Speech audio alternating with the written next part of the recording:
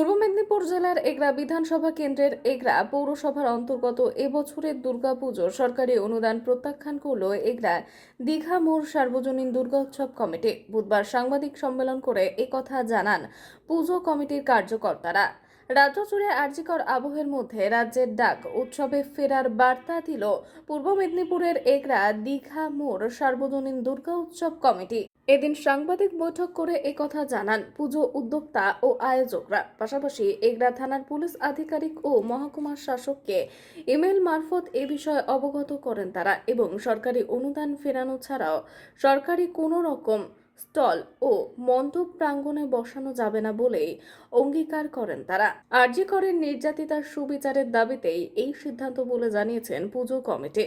এগরা মহকুমায় সর্বপ্রথম সরকারি অনুদান প্রত্যাখ্যান করলেন দীঘা মোড় সর্বজনীন দুর্গোৎসব কমিটি। তবে দেখার বিষয় এই প্রত্যাখ্যান দেখে এলাকায় অন্যান্য পুজো কমিটিগুলি কি সিদ্ধান্ত নেয় সেই দিকেই তাকিয়ে এগরাবাসী। কারণ কি? হ্যাঁ, প্রথমেই এগরা দীঘা মোড় সর্বজনীন দুর্গোৎসব কমিটির পক্ষ থেকে আপনাদের সবাইকে স্বাগত জানাচ্ছি। আপনারা যে আমাদের ডাকে এসেছেন তার জন্য আমরা কৃতজ্ঞ। মূলত দুটো কারণে আজকে আমরা এই প্রেস মিটটা করছি। গত 9ই আগস্ট আরজি করে আমাদের যে বোন ধর্ষিতা এবং খুন হয়েছেন তার পরিপ্রেক্ষিতে বর্তমান রাজ্য সরকারের ভূমিকা ও নীতির প্রতিবাদে আমাদের মাননীয় মুখ্যমন্ত্রী প্রত্যেকটা পূজা কমিটিকে যে 85,000 টাকা দিবেন বলে ঘোষণা করেছিলেন সেটা আমরা সবিনয়ে প্রত্যাখ্যান করছি। এটা প্রথম কথা। আপনাদের মনে প্রশ্ন আসতে পারে যে আজকেই কেন করছি?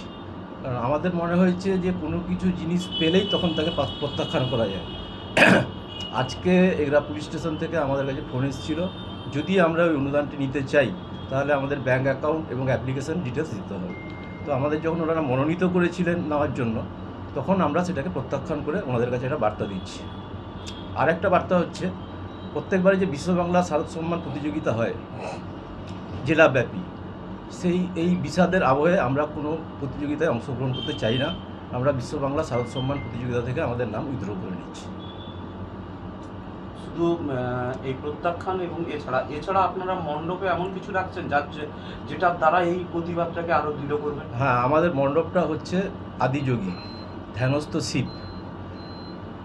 আমরা একটা শান্তির বার্তা দিতে চাইছি, শান্তির বাতাবরণ যাতে সৃষ্টি হয় সেই জন্য শিব ধ্যানে বসছেন এবং শিবের গায়ের কালার পুরো কালো থাকবে, এটাও একটা বার্তা দিতে চাইছি। এছাড়াও আরজি করের এখন যে পরিস্থিতি সেই ব্যাপারে আমরা পুজোর সময় কি করব এখনই তো পুরোপুরি বলতে পারছি না, কারণ পরিস্থিতি পরিবর্তন হবে এবং পরিবর্তিত পরিস্থিতিতে নিশ্চয়ই আমাদের কিছু সামাজিক বার্তা থাকবে, যেটা এখনই আমরা পুরোপুরি বলতে পারছি না, তবে অবভিয়াসলি থাকবে।